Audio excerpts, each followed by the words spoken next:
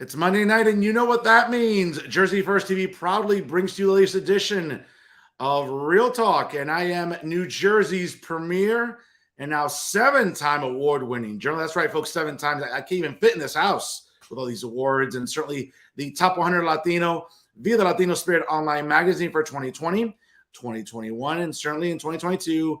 And without a doubt, the weapon of mass disruption in Garden State media. Yes, it's me, Fernando Uribe. Hope you had a wonderful weekend, ladies and gentlemen. Certainly, as we're rounding out the month of January, a lot of wonderful guests here. Certainly, I have a great double main event for you this evening, so you definitely don't want to go anywhere. You definitely want to tune in for the end. We have a little bit of a new segment here tonight, folks.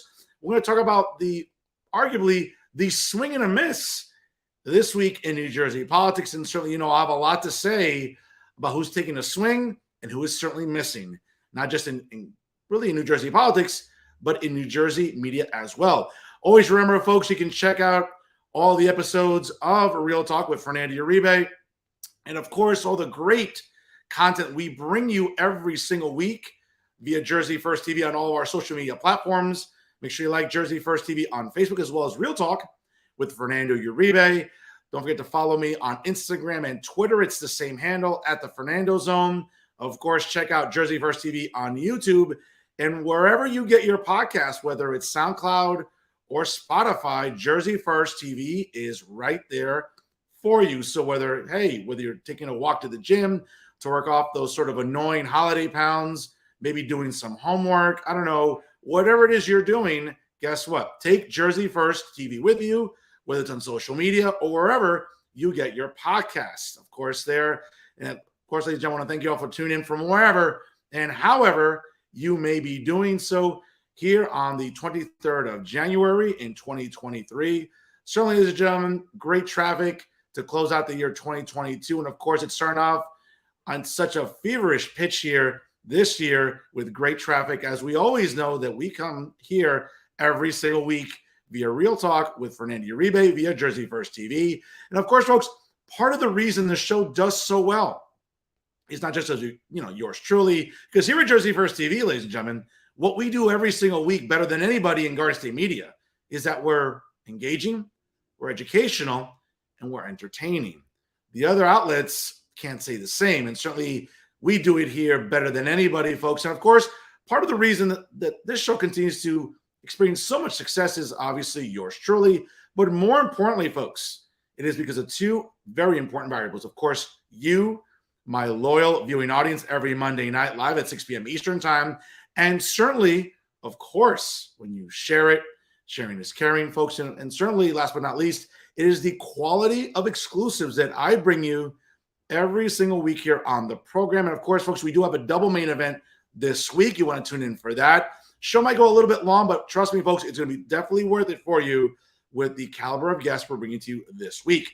Now, of course, folks, starting off here, leading off in the first half of tonight's double main event, she is the distinguished Assemblywoman in the 3rd Legislative District, all the way down in South Jersey.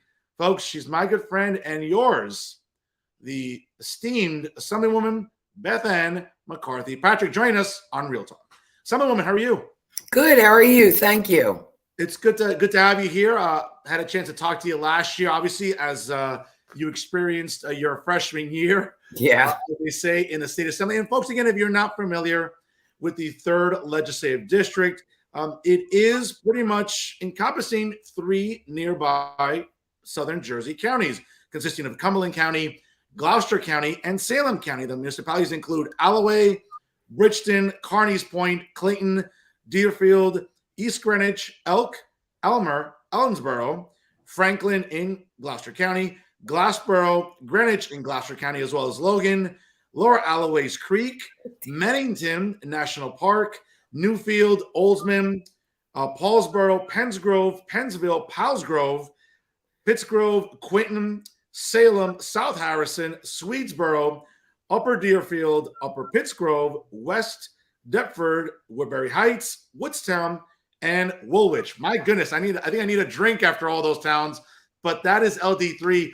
Madam Assemblywoman, certainly, you and your ticket, obviously, along with State Senator Ed Durr and Assemblywoman Beth Sawyer, pulled off one of the biggest political upsets in New Jersey politics. I would argue probably in the last 20 to 30 years, unseating then State Senate President Steve Sweeney along with his ticket.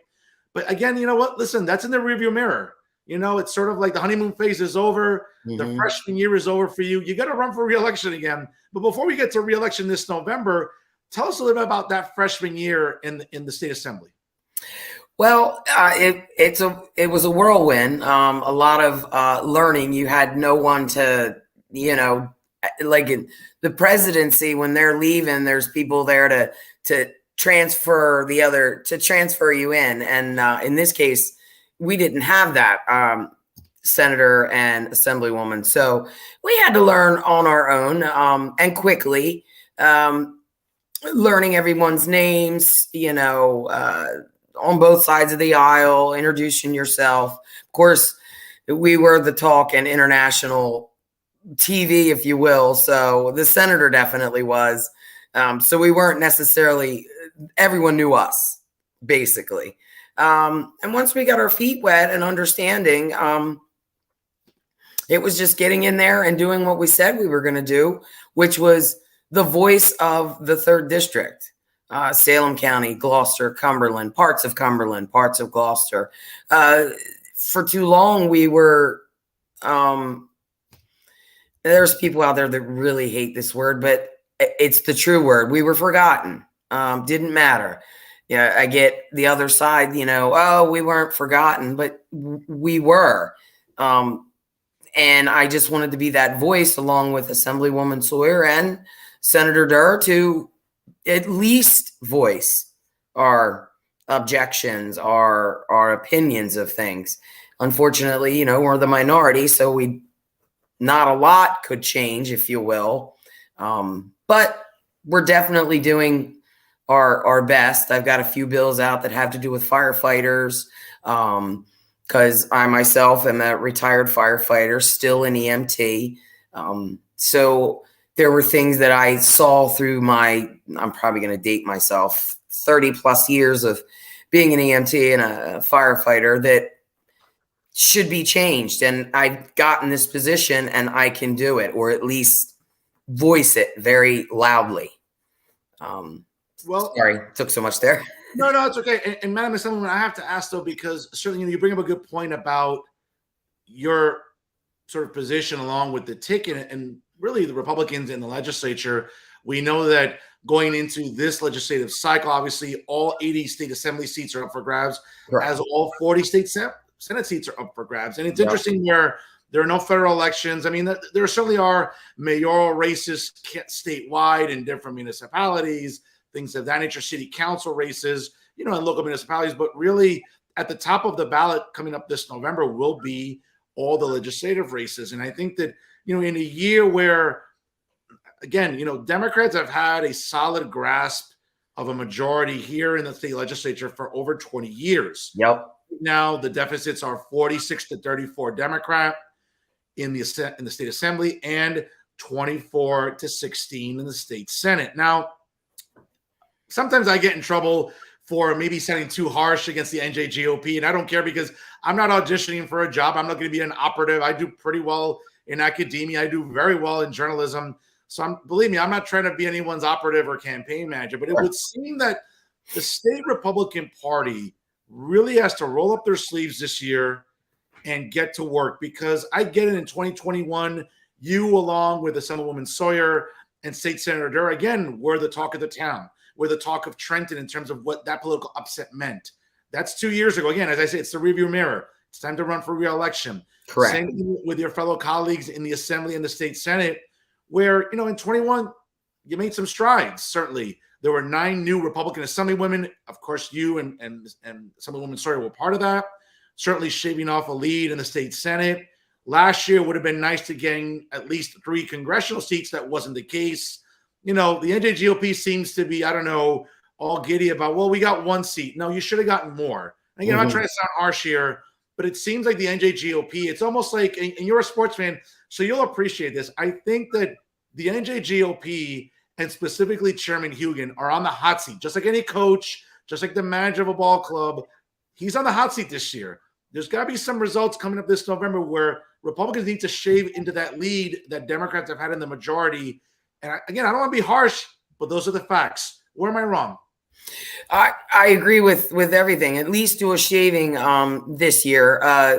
We're going to need his help. We're going to need to listen to Chairman Hugan and look for his guidance. And we're going to have to push through and do what we can to retain what we have, get reelected, and to continue with possibly even grabbing a few more right now. And then the next year we'll get a few more until we get into majority.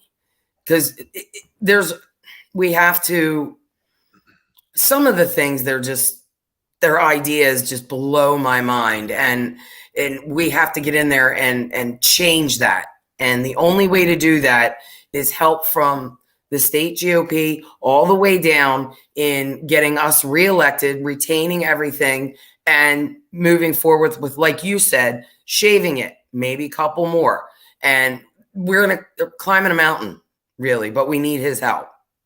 Listen, you're right. All their help. Absolutely. And again, it sounds like I'm overly harsh against the NJGOP often on the show, but I'm not, because I'm just trying to light a fire under their ass. Because, listen, between this cycle and 25, this is a prime opportunity for Republicans to win the majority. Because what we're seeing, and again, what was very entertaining to me last week, listening to Governor Murphy, last week during the State of the State address, trying to, I guess, blatantly lie to us and engage in window dressing that, well, we need to, examine the affordability in the state of New Jersey. Newsflash to the emperor, the far left in the legislature, okay? Whether it's the woke crowd, whether it's the fiscally illiterate crowd, it's because of them that this state remains unaffordable. It's because of them that moving companies have gotten rich off New Jerseyans, because they've said, you know what, I can't afford to live here anymore. I'm going to go live in the great freedom-loving state of Florida that got COVID right, or the state of Texas that got COVID right, or the state of Georgia that got COVID right. This is what's really funny to me, where all of a sudden Governor Murphy thinks that we're going to forget that he almost nearly drove this state into the ground economically, that he killed thousands of businesses, that he got COVID wrong. Okay, this independent committee that is going to study his COVID response. How interesting that the results of this report won't be available, Assemblywoman, until after the election this November. It should be available this summer. So then Democrats that agreed with the emperor in shutting the state down, in killing businesses, and acquiescing to woke nonsense should be held accountable. But again, that's just the shadiness, I think, coming out of Trenton. I was part of the small businesses that got shut down for no reason. We could have done different things. You don't shut a business down for a month or however long it was. It seemed eternity. How about that? And he's touting that we're getting a Netflix corporation or whatever it was we were getting in New Jersey. Well, while we're getting that, I hear people every day saying they're looking to move out. They're moving out of New Jersey. You can't sustain or live here anymore. Just for those reasons. And I want them to stay. I mean, I love New Jersey. I'm born and raised here. I live in farm country and I like it. You see your you guys up there, up north, it's when you come down here, you're like, wow, there's cows like right here next to me. And we want to keep that. You want to keep people here. But with taxes and then him saying just that was his big thing. I mean, that was the dumbest thing I heard. So, I mean, I might be a little bit graphic here, but. No, that's fine. And again, folks, if you're just joining us right now, it's 6:14 here on the East Coast, and live this week here on Real Talk with Fernando Uribe is the distinguished Assemblywoman out of LD3 all the way in South Jersey, my good friend Bethanne McCarthy-Patrick. Join us here on Jersey First TV. Assemblywoman, it's interesting because during that State of the State address, and again, I read the transcript because I tried watching it for like 5-10 minutes, and it was yeah. I honestly thought I was reading like a Alan Steinberg column or a Max Pizarro or Jay Lassiter column from Insider NJ or the other news sites, because that's how quickly it was putting me to sleep. So I had to start reading a little bit of the transcript with Governor Murphy, and the audacity of the governor to talk about affordability or sort of paint himself out to be now this sort of centrist that cares. Of course, we know there are rumors that in case Sleepy Joe decides not to run for president in 2024, that maybe the emperor sees an opportunity to run. And folks, here's a newsflash, and here's a spoiler alert. Okay. I think it's safe to say that Woodrow Wilson will remain the only New Jerseyan to ever be elected to the presidency. Whatever you want to think about Woodrow Wilson, that's your business, folks. But the fact is that Phil Murphy is under either he's getting bad advice or operatives are milking him for money.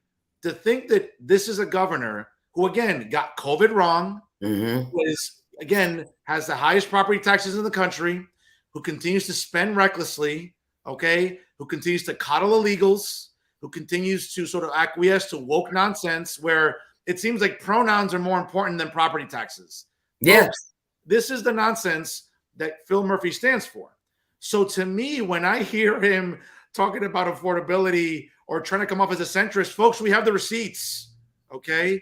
And I know that Assemblywoman McCarthy-Patrick, along with Senator Durr and Assemblywoman Sawyer, are sort of leading the charge here and trying to make New Jerseyans aware that that's not the case. It isn't. I think it's going to be a challenge, though, Assemblywoman, because, listen, we all know what the far left does wrong in Trenton. It's easy to say, listen, the reason New Jersey is expensive is because Democrats have had majorities in the legislature. That's true. Yeah. The budget has just increased exponentially like a fat kid in a bakery.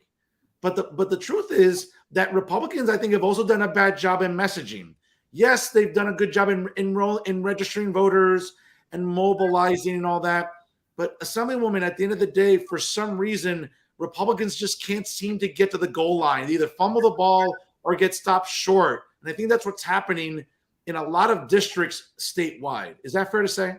Yes, it is fair to say. We need to get the word out. We need to, in order to make the change, you've got to get out to vote.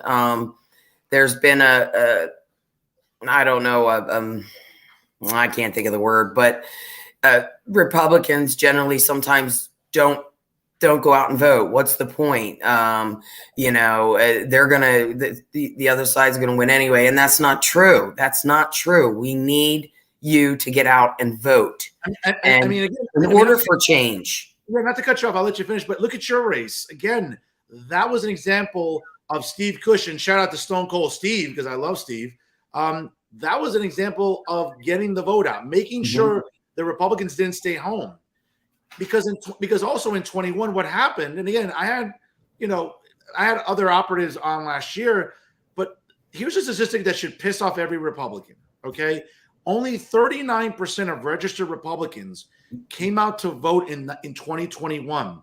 If even so much as 10% of Republicans more came out, we're talking about Governor Chiarelli, not two-term Governor Phil Murphy. So I think another challenge, though, I think Assemblywoman, is that I think Republicans, because Democrats find a way to get over progressivism. I mean, they find a way where, progressives aren't happy. They're bitching and moaning about whatever. But they find a way to sort of mobilize with Democrats. Republicans get too tribal. If it's not our candidate, if it's not a guy who's not conservative enough, or someone we're going to accuse of being a rhino, or whatever other nonsense, that's what dooms Republicans. Again, 39% came out to vote. If just 10% more come out, Jack Chiarelli's the governor, and now Phil Murphy. That infuriated me, and that should infuriate every Republican that bitches and moans, well, people don't come out to vote. Exactly. You need to go out and vote. Just go out and vote. I mean, we're focusing now on the vote by mails. It's there. They made it. They made it the law. So you know what? Let's use it. If I can get, my constituents to register, they're registered, but to fill their paper out and just put it in the mail. It's true. It's honest. It gets there. It gets counted. And then you don't have to go and physically vote. I myself am one, and since I was 18 years old, I like to literally push the button. That's what I want to do. Yeah. And but even that, we're doing the 10-day early voting. I mean, the Democrats made it. Murphy made it the law. So you know what? We need to take advantage of that. That's right. And we need to get out there and push the votes that way. That's absolutely correct. And I think, whether it's been like mayors I've talked to or other Republican operatives, vote by mail isn't going anywhere, folks. No, it's here. And if Republicans don't get smart about it, they're never going to win a national election again. Right. Much less gubernatorial races. Now, they're winning state legislative races in other states around the country, like Republican majority in state legislatures are happening, thank the Lord, in states like Florida and Michigan and in Texas and I think Wisconsin as well. This is where Republicans need to get smart and push the message. We know that we have the highest property taxes in the country. We get it. They're about, I think right now, averaging about $9,240 in property taxes in New Jersey. Up where I live, up here in Hudson County. I don't even want to know. Again, up here in Hudson County, I'm very fortunate. Like, my mayor is also my state senator. He's done a marvelous job in keeping property taxes down and being one of those sort of like blue collar Democrats, working class Democrats that, again, this area, Assemblywoman, is as blue as Windex. It's not going to change anytime soon. So, but he, at least, my state senator, Senator Stack, is a working class Democrat. He understands the plight of working class people. He understands that we just don't print money in Trenton. The problem is that a lot of his colleagues in the state Senate do think that, this is WWE with the $1 million man, Ted DiBiase, and we're just printing money. It doesn't work that way. And I think that Republicans have to be smart where it's not just property taxes. It's about spending. It's about, hey, can we stop coming up with a new tax every freaking day for every freaking thing? And that's, I think, where Republicans can really hammer Democrats during the primary coming up and obviously during the general election later this November, where, hey, whether it's the gas tax, whether it's my understanding that even insurance premiums for motorists are going to be going up by 2026. This is what Republicans need to be fighting about. This is what should be on every flyer, on every piece of mail, saying, hey, Democrats are making it, far left Democrats really, are making it more expensive for you. We are a better alternative. Vote for us. Again, maybe that's too simplistic of my part, but I think it's a good start. Absolutely agree with that. Absolutely agree with that. You are absolutely right. Every time you turn around, there's a tax. I was just saying, a constituent came to me the other day and said, what are we doing with this huge amount, hundreds of millions of dollars of marijuana tax that the states put on? Where are they putting it? What are they doing with it? It's just going into a general fund. Well, if you're going to do it, you're taxing everything. Gas tax. I don't see any roads. My roads down here are horrible. Our state roads. Nothing's being used. Where's it going? But yet the budget just keeps rising and rising. Last year, his last year budget was the highest in I think Jersey's history or something like that. And listen, don't you worry. The emperor is going to make sure that this year's budget is going to be even fatter than it was the previous year. I thought that too. I said, oh yeah, definitely. Folks, it's 6:22 here on the East Coast. Don't go anywhere, folks. Joining us right now live is State Assemblywoman Bethanne McCarthy-Patrick out of the 3rd Legislative District. Folks, don't worry. At the bottom of the hour, we have the second half of our double main event coming up, and you definitely do not want to miss that for sure. And of course, a special commentary by me at the end of the show, and again here on Jersey First TV.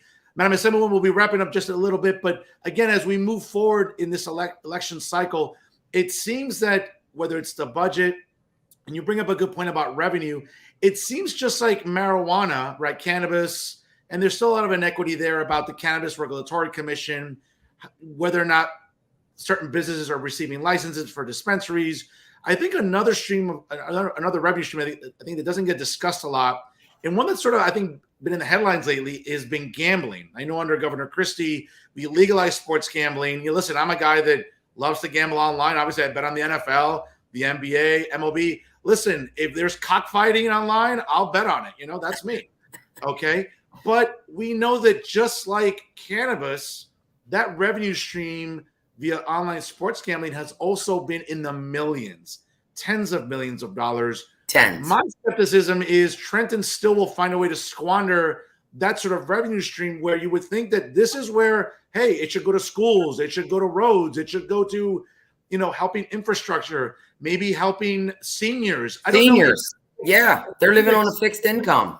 Yeah, it seems like Trenton finds a way to squander revenue streams. They'll take in $2 and spend $3. It's absolutely aggravating. Mm-hmm. Agreed, 100%. And they have to. We get it, and there's a lot of people out there that have to understand and get it too. So, and they've got to be tired of it. They were tired last year, which is why we got so many women in our district flipped So the continuation of being tired of this, I'm tired. Continue on, keep us in, reelect us, reelect some more so we can make changes, because they're in my mind. They're definitely right there. Sure. And again, Assemblywoman, what also bothers me, I think, during this election cycle, because it seems that, Democrats on a national level, the playbook has been, well, guess what? We're going to keep, hammering Republicans, whether it be at the federal level or the state level, about choice and everything else. And it's funny to me because something like reproductive rights, that's already been codified into New Jersey law. Wasn't it interesting that whether it's State Senate President Scutari or I think even Craig Coughlin were being pressured about trying to introduce a resolution later this November for an amendment to the New Jersey Constitution about reproductive rights and abortion? It's already codified into law. Like, what more do far left Democrats want? Listen again, and I don't care how this sounds, but it's codified into law. Okay, if you're a woman and you want to get an abortion tomorrow, guess what? There's plenty of clinics subsidized by taxpayer dollars that go to Planned Parenthood, for example, where you can get an abortion tomorrow. Okay, if the next week you want to get a Plan B because you got knocked up over the weekend or whatever, guess what? You can get a Plan B at your local Walgreens and CVS based on what's available. So I don't understand why, again, there was this insistence on a resolution or an amendment where it's already codified into law. It just seems like Democrats want a virtue signal on this issue when at the end of the day, it's not about abortion. It's about property taxes. It's about spending. It's about taxes. It just seems like the far left just foams at the mouth when it comes to this sort of virtue signaling. It's very weird. As a matter of fact, I said that to a few of my colleagues. I said, why do they keep beating? And I would say it's called beating a dead horse. Okay.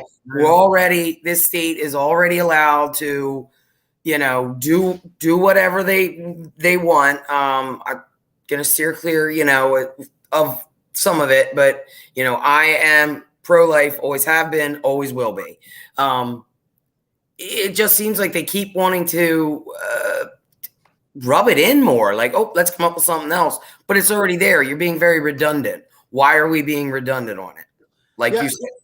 Again, it just seems like Democrats, I think this November want to just say, hey, listen, we got to worry about pronouns and all that. No, worry about property taxes. Exactly. Worry about spending. Worry about real world things, not woke nonsense. And it seems like a lot of, not all, because again, I know a lot of good working class Democrats in Trenton that don't acquiesce to this nonsense. So it'll be interesting, I think, as we, move on in this election cycle coming up for the primaries, obviously in June and certainly in the general election. Before I let you go, Assemblywoman, obviously I know the three of you will be running together as a ticket. There were some whispers, some maybe, I don't know, some talk about some dissension. It seems like your ticket's as unified as ever. Politics is politics. Where do these whispers come from? I honestly don't know. I am keeping my head forward, focused. I truly don't listen to any of whatever, again, it's politics. I get it. I'm not necessarily, I knew when I got elected that this was things that were going to be brought up or what have you. You're not doing a good job, or you are doing a good job.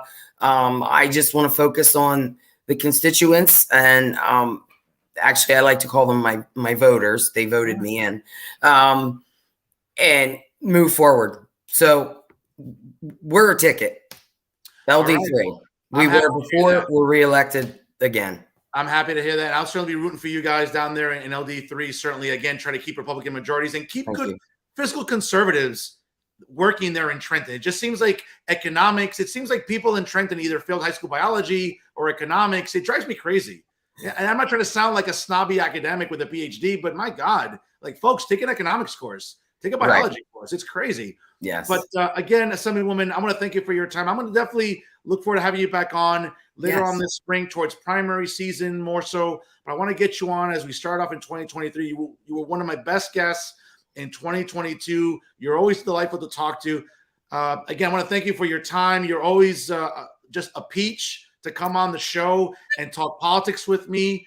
And again, I appreciate you being a fan of Real Talk with Fernando Uribe via Jersey First TV. I'll give you the last word here tonight.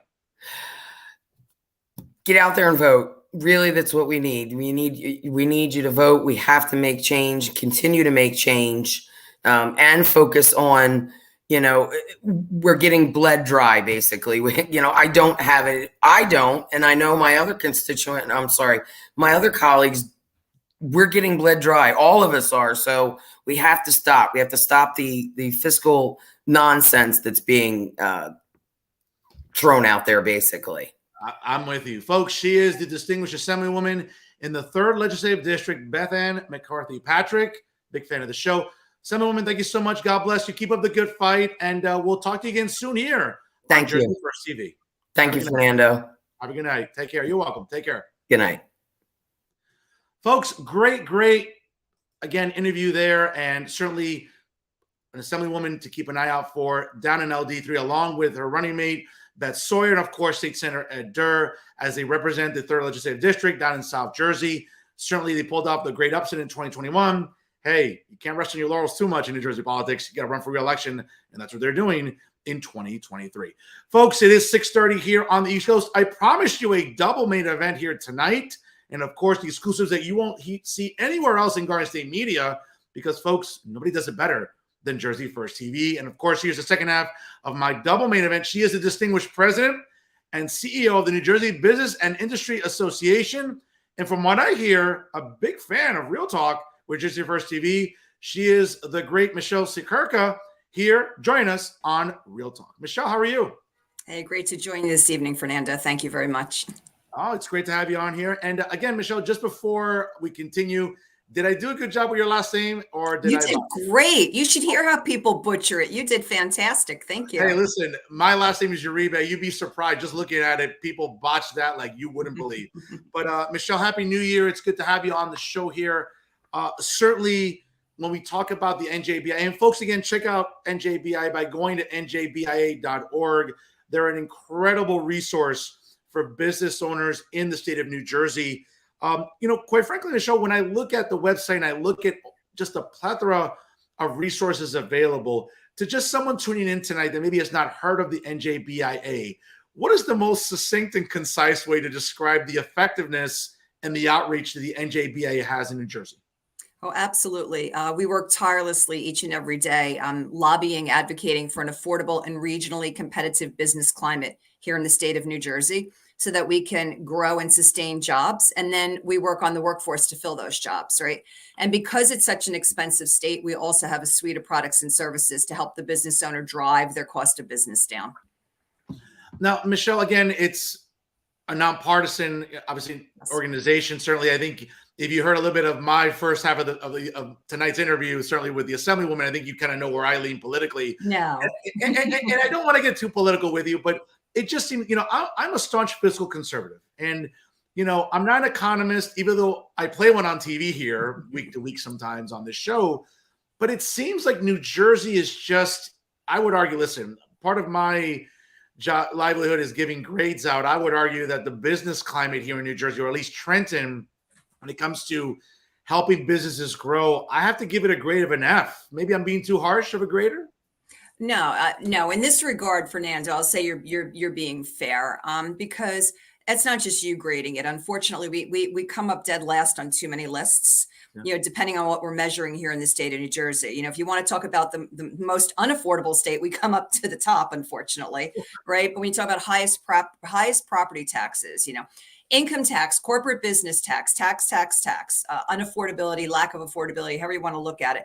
However, we do score exceptionally well on workforce, because we have a highly skilled workforce, and we have an excellent K-12 education.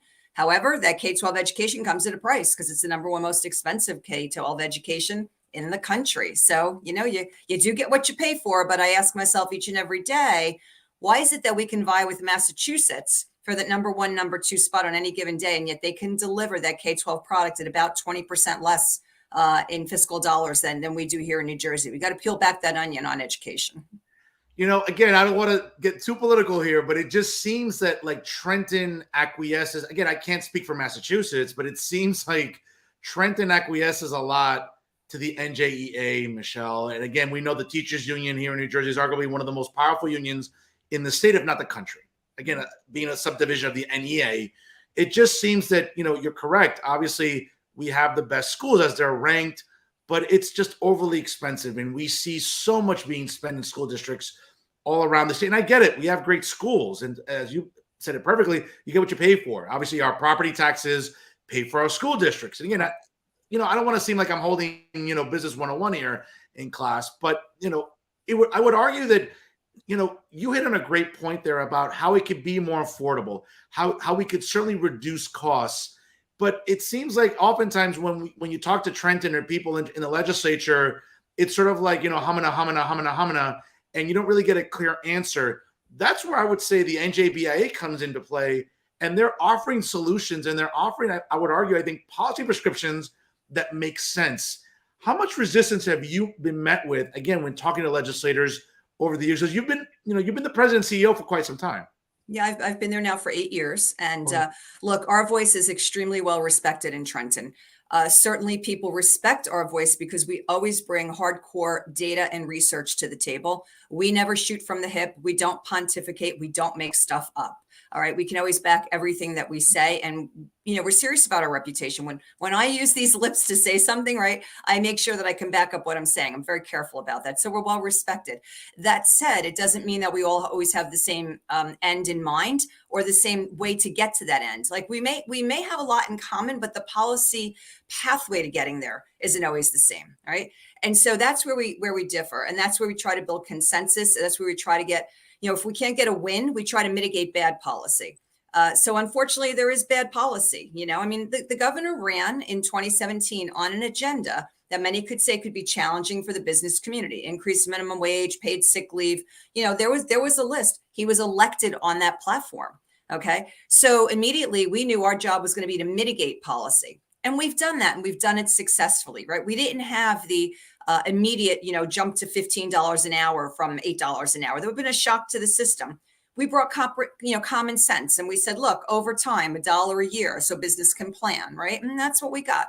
So mitigating is taking something that's tough and making sure that it's palatable so that in the end, at least, we get a fighting chance, right? Now, Michele, when we think about the NJBIA, would we, again, for our viewers that aren't familiar with the organization, is it more a think tank, or is it more, again, a nonpartisan, type of, I guess, not to call it like a chamber of commerce, but is it more of a nonpartisan organization, or is it also a think tank? Oh, no, well, let me tell you, we do a heck of a lot of research and thinking. Okay. We absolutely, we are a go-to when it comes to economic and workforce data. And that's through our affiliate foundation, Focus New Jersey, which we just stood up a few years ago. Okay. We invest a heck of a lot of time in understanding the issues. And then we use that data and that research to support the positions that we take. As I said, so that way we're credible. We're always credible, and we're well respected for that. And that's really important. No, certainly. The reason I ask is because, for example, the first thing that comes to mind is the New Jersey Policy Perspective. That's a think tank in New Jersey that leans very left, and it shows with their policy prescriptions. They're very far left. They're very, again, progressive. I call them regressive because it's sort of regressive for the economy in New Jersey. But again, that's just me being the fiscal conservative. But Michele, what's interesting about the NJBIA, again, you mentioned, your leadership. Put it into action. We are problem solvers. We wake up each and every day. We put our boots on the ground. We say, what is it that we can do today for New Jersey business to move the needle?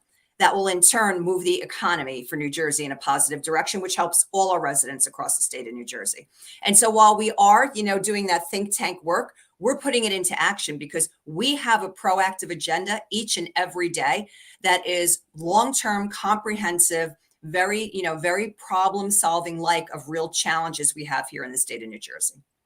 Now, you've been president and CEO for 8 years now. So I would argue that you've had some rollover from having worked with Governor Christie, right? Maybe towards the end of his second term a little bit. Could you share with us a little bit some of the, I think it's obvious, but for our audience maybe that isn't aware, some of the fundamental differences in the NJBIA working with Governor Murphy that, again, ran as a progressive. Pretty much Phil Murphy said to you, I'm going to tax the hell out of you. I'm going to raise this and raise that. And for some reason, that didn't scare people away. It sort of got people motivated to vote for him, which is mind-boggling to me. But that's certainly a different tone from what his predecessor was in Chris Christie. Just sort of share with us some fundamental differences between working with Governor Christie and Governor Murphy. Yeah, I mean, again, different personalities and different agendas and different ways of getting to look. In the end, I think everybody wants and supports the idea of an affordable living environment here in the state of New Jersey, right? You'll hear the governor say that he's about affordability now, but his definition of affordability is different than what our definition of affordability will be. Okay. We think the governor has, advanced his agenda on the fairer, right? Stronger, fairer. But we keep saying, well, where's the stronger though? The economy. And honestly, if COVID wouldn't have happened in 2020, we would have been in a very different situation here in the state of New Jersey. The only reason why we have so much money available to us is because of the money from the federal government, the COVID money, as well as the borrowing we did in 2020. $4 billion of borrowings. No other state in the nation borrowed during COVID except New Jersey. Okay. And now we have all this money in surplus sitting kind of on the sidelines. If COVID wouldn't have happened, that money wouldn't be here. And honestly, going into 2020, all our incentive programs were stopped dead on arrival, right? Those incentive programs were needed to attract and retain business here in the state of New Jersey. Well, COVID came and the entire, world shut down and the economy shut down. So nobody was moving their business. No one was investing in their business. So COVID almost saved us from an economic perspective, which sounds really bizarre, right? Yeah. So you had two governors who just had a different way of approaching things. Governor Christie was seen as a very pro-business, candidate who put, economy first. He saw economy first through the lens of business. Governor Murphy takes an approach more where he sees it through the lens of the residents directly, not recognizing that the business are the job creators, right? Yeah. When we create jobs, that's the number one social program, a job, right? If we can't create jobs in the state of New Jersey, we have nowhere for people to work. And so we have to enable and empower the job creator, which is what we try to do each and every day. No, beautifully said. Folks, if you just joined us right now, it's 6:42 here on the East Coast. Joining me now during tonight's second half of the main event here this evening is the distinguished president and CEO of the New Jersey Business and Industry Association, the great Michele Siekerka, here joins us on Real Talk.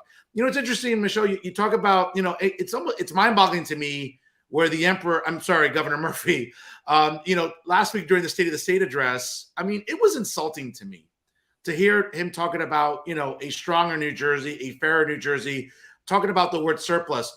Folks, again, I don't have an MBA from Harvard, but you don't need one to understand that. Folks, let's not get it twisted here with the facts. The reason there's a surplus is again, correct me if I'm wrong, Michele, federal COVID money and the borrowing. It's not because all of a sudden Trenton decided to say, oh, let's cut out some of the fat. Let's cut some of the spending in New Jersey. Can we stop with this window dressing, please? Because it seems like the governor and his enablers in Trenton and the legislature are trying to paint this picture. Even the Secretary of the Treasury are trying to paint this ridiculous picture that the surplus is because of something that they did. They did nothing to create a surplus. No, again, the money that's here in the state today is the result of $6 billion of money from the federal government, $4 billion of indebtedness that we did in 2020. I will also add, but our corporate business tax has well overperformed. Now, I'm going to take you on a quick journey back, right? When the governor came into power in 2017, he was staring down a budget that he didn't know he was going to be able to, to balance. And business community said, all right, you're going to do a 2.5% surcharge, which means an additional fee on top of the existing 9% corporate business tax, right? But it'll sunset in 2 years. So give the governor a little breathing room, Okay, give you a little breathing room, 2 years sunset, right? Well, of course, 2 years COVID was upon us. So no sunset happened. And it's like the middle of a pandemic. We got to be a little careful about how we go, hey, you just got to give that back tomorrow. So we're being really patient on the sideline. So in the meantime, that corporate business tax is like overperforming, bringing revenue in addition to that federal money, right? Frankly, we could have sunset that corporate business tax last year because of all this surplus, right? This is where our concern and our challenge was with the administration. And we've had this discussion, directly with the governor many, many times, is that, yes, you put about $1 billion of relief, COVID money to the business community. Every program was overextended and overspent, but on day one. Right. The EDA did a great job on executing on those programs. There's just not enough money for business. OK, in last year's budget, there was 0.1% of the budget went to the business community. Like, what is that? We have an unemployment insurance trust fund that's broken here in the state of New Jersey because of COVID. And we've put that cost, which is an increased tax every year, on our employers to help fix and refund that unemployment insurance trust fund when over 37 other states used COVID money, right? So we weren't asking for things out of the norm. We were doing things that red and blue states. It wasn't just red states that were filling their unemployment insurance trust fund. Blue states were doing it too. Again, not to be political, because we are nonpartisan. And that's why I'm very clear to say it was both red and blue states that did that, right? Because it's a policy that makes sense for New Jersey employers. Right? COVID is the reason why we had to send our workforce home.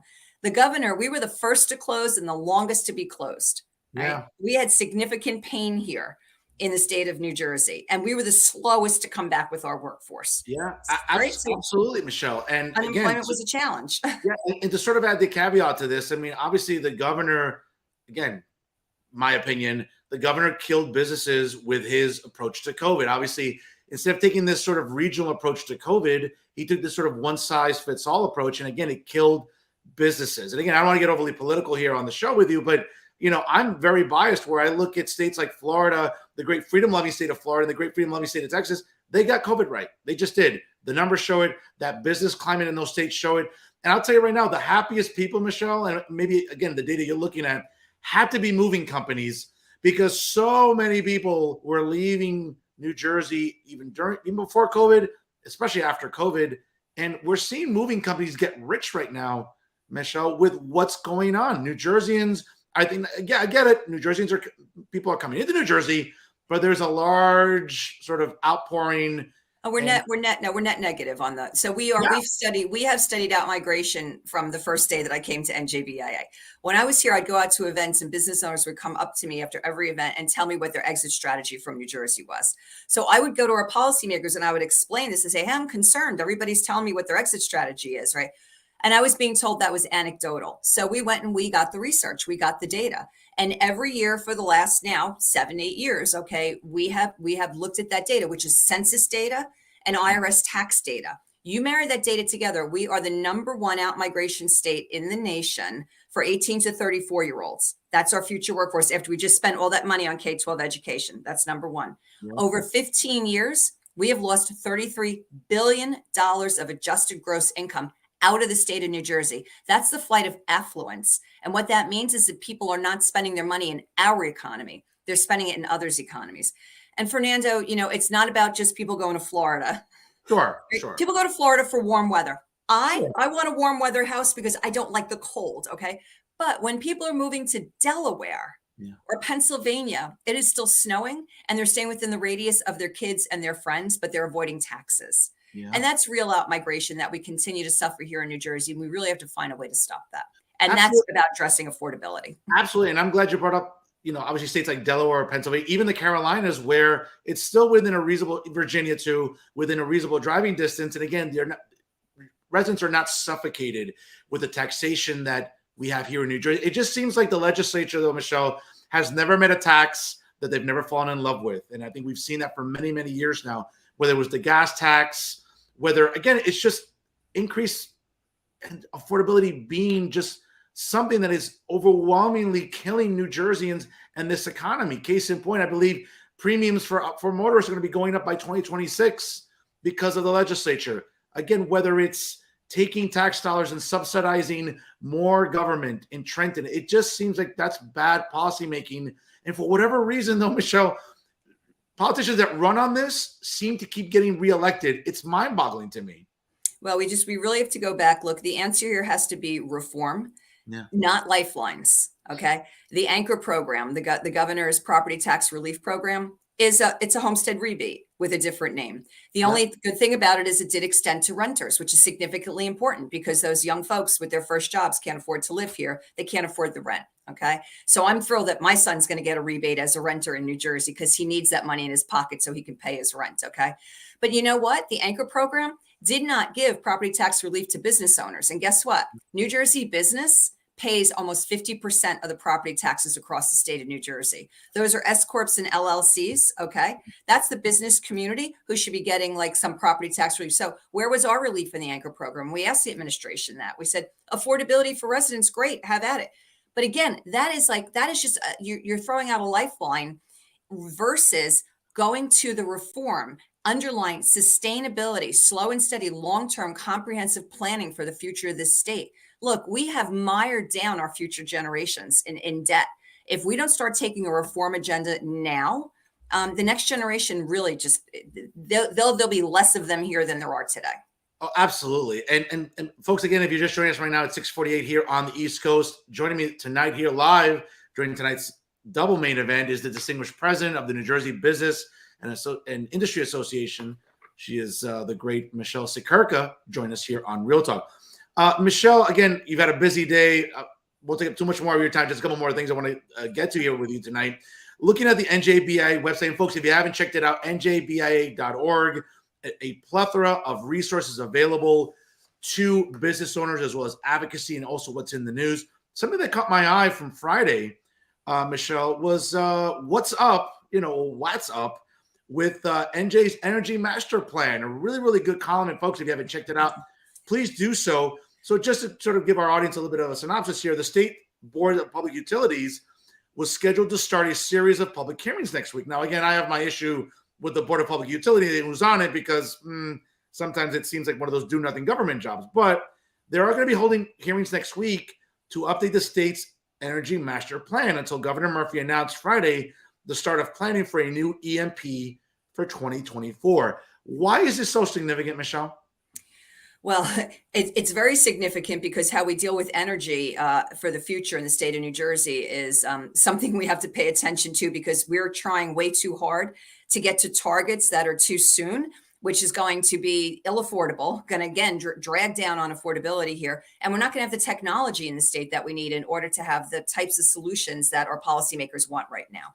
You know, everybody wants to rush to, we all want clean, green energy. My God, I want clean, green energy. Okay. We all want to make sure, but we have to be able to afford it. We can't price people out of their homes in order to be able to afford to turn their heat on at night. We have to make sure that, as we're starting to slowly stand up a offshore wind industry, whatever you're feeling about that is, we have to be able to afford that energy at the point in time that it's here, or else we're going to price people even more so out of their homes. The Energy Master Plan, the goal of the Energy Master Plan is to set a long-term horizon for how we will, handle energy in the state of New Jersey for the future. The targets in there right now are not able to be accomplished because they're targets that we just don't have the technology and infrastructure to support today. Slow and steady, methodical. Slow and steady wins the race. No shocks to the system. Okay, things that we could see over time that we can predict, that we can plan for. That's how we need to approach.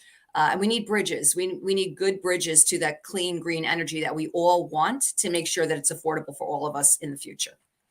Michele, you swing right out of the ballpark on that one. I have to give it to you. I think you explained it beautifully. Let me pick your brain a little bit here. I was a guest on a podcast recently where I got just absolutely lambasted because of my opposition to electric cars. But my position really is coming from the perspective of that it's just not affordable yet for a large section of New Jerseyans, which are working class, not working poor, but I mean, there's no middle class as far as I'm concerned. So maybe it's like a working class, type of population here.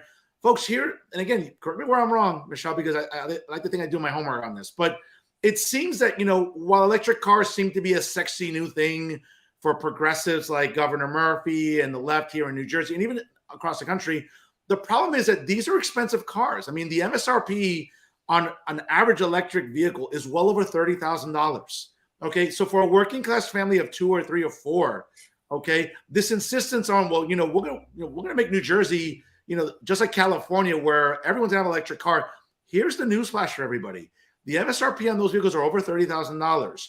If you don't have good credit, which again, I'm not trying to smear anybody or sound whatever harsh, but for a lot of working class New Jerseyans, having the credit necessary to be able to either finance a vehicle reasonably or lease a vehicle reasonably is going to be difficult. So sort of like force feeding this, well, you need to get an electric car, where we all know that even charging an electric car incurs so much energy and so much expense that it just seems like the governor, is just myopic when it comes to things like this. But again, he wants to be down with the progressive crowd and the Green New Deal crowd. It just doesn't make sense economically right now, Michele. Where am I wrong? No, it's again, this is another area. Anytime you're talking about new technology, it's going to take time, and you have to have a bridge to affordability. I mean, the prices are slowly coming down, right? The capacity is building up. There are more on, more on the lot if you're in for that.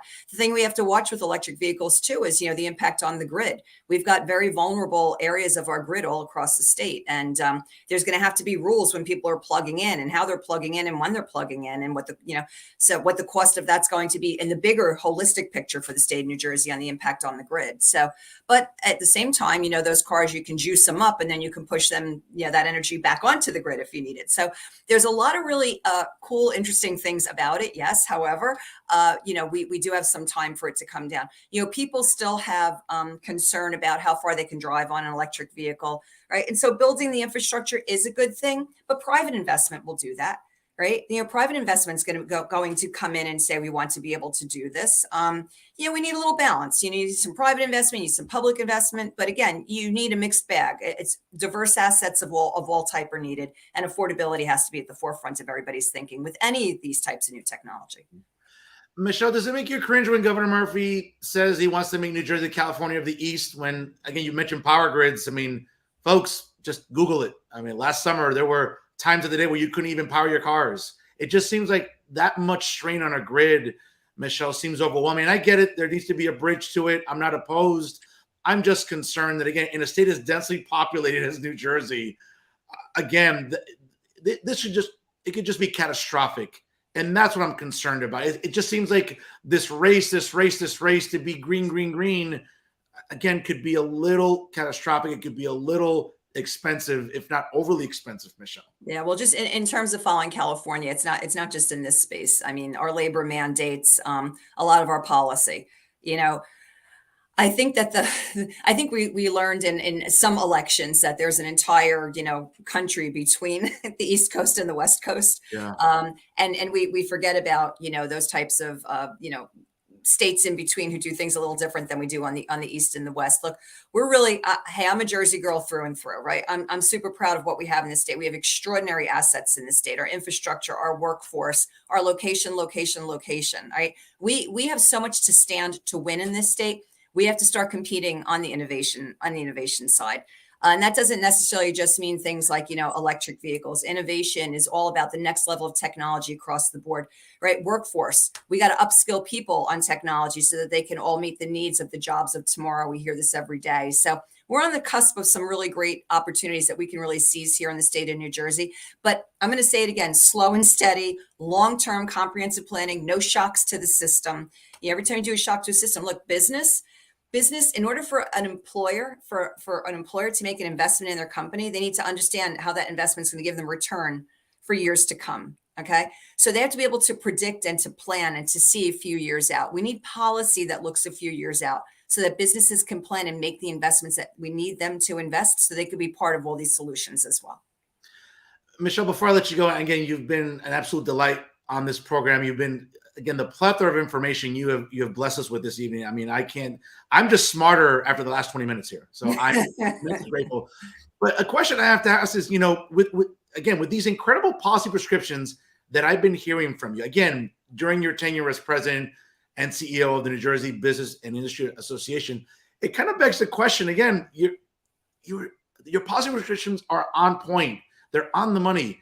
Why am I not hearing the words state assemblywoman or state senator or even Governor Siekerka? Because it seems again, you are so on point with all of these fiscal ideas and these business, really policy prescriptions. Why am I not hearing these titles with Michele Siekerka? Am I missing something? No, I enjoy advocating for the business community. I get my job done from my perch. I work really well and collaborate with folks who are pro-business, who are pro-jobs, who are looking for a sustainable New Jersey. So I enjoy that perch. I'll continue to work from that perch with anybody who's going to support those types of policies. Okay, very good answer. I like the answer there. So no desire to dip your toe into the political water? I had the opportunity to serve in government very proudly. I enjoyed my time there. I really enjoy, where I am today in the community that I represent proudly each and every day. Thank you. All right. Well, listen, I have to ask, there's no harm in asking, as they say. Michele, before I let you go, certainly, again, I want to thank you for your time coming on here. It's been extremely educational segment with you, really learning about all the great things the NJBIA does. What are some things we can look out for in 2023 from the NJBIA? So I mentioned that, the sunset of the corporate business tax, a big deal. Governor publicly said last week that, he's leaning in that direction. We're going to keep that pressure on. Let me tell you, that's a promise made, promise kept. So while we're happy about that, that was promised to us. We're owed that. The business community is owed that in return. Okay. Remember, we did it more years than we should have. So what we're going to do, we're going to say, hey, we need to look beyond that, just like our neighbor, Pennsylvania, who eats our lunch each and every day. Okay. Right. Yep. Pennsylvania just came up with a 5-year comprehensive plan to drive their corporate business tax from just under 9% to down to under 5%. If our neighbor's going to be doing that over the next 5 years, we better get in the game and start doing that here. Connecticut's discussing the same thing. So you can hear about our, opportunities around doing that long-term plan to drive down corporate business tax. You're going to hear us continue to push for relief for the Unemployment Insurance Trust Fund so that our employers do not get another tax on July 1 toward that fund. And you're going to hear us demanding that there's some property tax relief for New Jersey business. If Anchor can work for residents, let's make Anchor work for business until we can do the reform that we need to underneath it. My goodness, folks, she is a distinguished president and CEO of the New Jersey Business and Industry Association, the great Michele Siekerka, here joining us on Real Talk. Michele, I've really enjoyed our time here. I certainly look forward to having you back on later this spring to talk more about business and industry in the state of New Jersey. And no one does it better than you. I want to thank you for your time. God bless you. Keep up the good work. And thank you for joining us on Jersey First TV. Appreciate the opportunity this evening, Fernando. Be well. Take care. Have a great night. Thank you. Folks, great segment here. A great double main event tonight, right, ladies and gentlemen? First with the distinguished state assemblywoman, Bethanne McCarthy-Patrick out of the 3rd Legislative District, and certainly the president and CEO of the New Jersey Business and Industry Association. Again, folks, these are the exclusives that we bring you every single week on Jersey First TV. But folks, before we call it a night, we're going to do something different now a little bit here on the show. And of course, always remember, ladies and gentlemen, that you can always check out all of our great programming on all of our social media. Make sure you follow us. Make sure you like us on Facebook, Real Talk with Fernando Uribe. And of course, make sure you like also Jersey First TV. Follow me on Twitter and Instagram at the Fernando Zone, as well as Jersey First TV at Jersey First. And of course, wherever you get your podcasts, whether it's on Spotify or SoundCloud, take them with you, whether you're going to the gym, walking your dog, whether it's, maybe going food shopping and you like to listen to a podcast. Hey, whether it's Real Talk with Fernando Uribe, whether it's the Nader Narrative with Elizabeth Nader, and of course, all the other great programming brought to you by Jersey First TV. Take it with you again, wherever you get your podcast. And of course, check us out on YouTube. Click the subscribe button and you'll get really first-hand knowledge of all of our great shows. And certainly when brand new content exclusively breaks on YouTube via Jersey First TV. Folks, one of the things I really take pride in on this program is calling out really what's going wrong in politics. And you know what? I want to do something different here, as I do want to sort of talk about, quite frankly, a new segment on the show here. And I do want to call it the swing and a miss in New Jersey politics. And of course, folks, listen, there's always a lot of candidates here, but a big swing and a miss, I would argue, was last week. And I saw it with NJ Spotlight News, obviously, with the reporting on the Governor Murphy's State of the State address. And certainly, I think a big swing and a miss, obviously, by NJ Spotlight News, of course, David Cruz, what else is new, is talking about, again, the way he titled it, the governor's centrist shift bothers his progressive base. No, Dave, it's not a centrist shift. It's a commonsensical shift. Now, again, some details here. Governor Phil Murphy said in his State of the State address Tuesday that New Jersey is, quote, once again leading in all the right things. That's not true. Obviously, we're still having the highest property tax in the country. Our budgets continue to balloon up. And we're just getting taxed really up the wazoo, as they say. Up to this point, that has meant progressive legislation on reproductive rights, same-sex marriage, the minimum wage, and funding of state pensions. But as he focuses more on a national audience, because again, Governor Murphy is under this delusion that he's going to run for president at some point, and somehow he has a record that's somewhat presidential. We all know it isn't. Seems like Murphy's appearing to be pivoting to the center And from where he's sitting, that means a move to the right. No, Dave, that's not true. When you move to the center, you're trying to, again, maybe compromise and be a little more commonsensical. I notice someone like you moving to the right is anyone that's not left like yourself. But again, as we all know, folks, when you listen to the governor's really feeble State of the State address last week, folks, it's window dressing. It's window dressing for bad policy that has suffocated New Jerseyans. Again, the highest property tax in the country, subsidizing legal funds to give illegals legal representation as they fight deportations, right? The possibility of raising insurance premium for motorists, okay? Whether it's, I don't know, ballooning up the state budget. Folks, that's not moving to the right. That's, again, looking at it from a centrist point of view, again, a commonsensical point of view. But you know what? It would seem that, at NJ Spotlight News, that they would highlight that. But again, it seems like they're more, I don't know, concerned with appealing or coddling their progressive audience, which, folks, again, when you think about progressives, that's really maybe a small percentage of the state. Again, folks, here in New Jersey, I don't know about you, but we care about property taxes, not pronouns, and all this other woke nonsense that it seems that NJ Spotlight News and David Cruz wants to sort of push forward. And no, it's not about the governor moving to the center. He's just trying to fool you with this charade and masquerading as someone who's trying to come across as a centrist. There's nothing in budgets, in taxes that Phil Murphy has enacted that would lead to believe that he's being somewhat centrist. But again, folks, what else is new? Again, a big swing and a miss by NJ Spotlight News, and quite frankly, not articulating what's true and not true about Governor Murphy and last week's State of the State address. And another candidate this week, folks, again, about another big swing and a miss. To no one's surprise, yes, it's NorthJersey.com via the Bergen Record. And of course, yes, we all know it's Charles Stile, who again was reporting from the State House right after the State of the State address. Folks, what's really interesting here is, once again, it seems like there's this negative connotation about the governor moving towards the middle, right? For someone like Charles Stile, who's been an unapologetic progressive or far leftist in journalism, you would think that he would be rejoicing, right? Because we're trying to make New Jersey more affordable. We're trying to make New Jersey, obviously, a state where people want to move to, not move out from.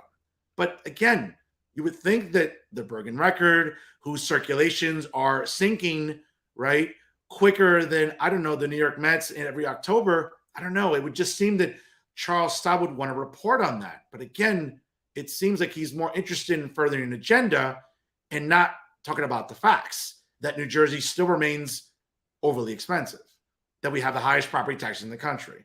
That it seems like we're more concerned with pronouns than property taxes, which is more important. But again, folks, when it comes to that, hey, you can always rely on a big swing and a miss there. So, folks, again, you know what? When it comes to NJ Spotlight News, and certainly the Bergen Record via NorthJersey.com, hey, without a doubt, folks, this week's political swing and a miss in the state of New Jersey. What a surprise. Folks, again, that is our show for this week. Once again, I want to thank our amazing guests, State Assemblywoman Bethanne McCarthy-Patrick, and certainly the President and CEO of the NJBIA, Michele Siekerka, for a very illuminating and very interesting double main event this evening. Folks, I can't say enough, once again, wherever you get your podcast, make sure that you always check us out on Facebook, on Instagram, and Twitter. Of course, subscribe to us on YouTube, and of course, wherever you get your podcasts, on Spotify and SoundCloud. Take Jersey first with you.